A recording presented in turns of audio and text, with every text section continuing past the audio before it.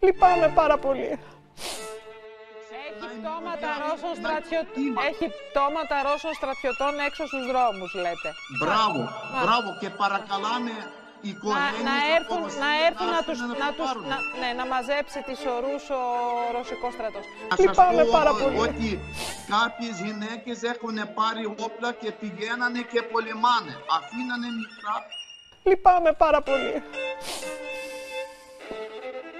Μικρά παιδιά και πηγαίνανε να πολεμάνε.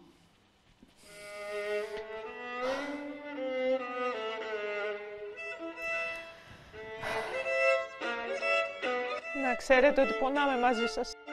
Αυτό θέλω να σας πω. Λυπάμαι πάρα πολύ. Λυπάμαι πάρα πολύ. Έχουμε δύσκολα, αλλά πιστεύουμε, Πολύ για αυτή ξέρετε. την αγριότητα που ζείτε. Λυπάμαι πάρα πολύ. Και εγώ και όλοι μας. Λυπάμαι πάρα πολύ. Λυπάμαι Θέλω πάρα να σας πολύ. Να ξέρετε ότι πονάμε μαζί σας.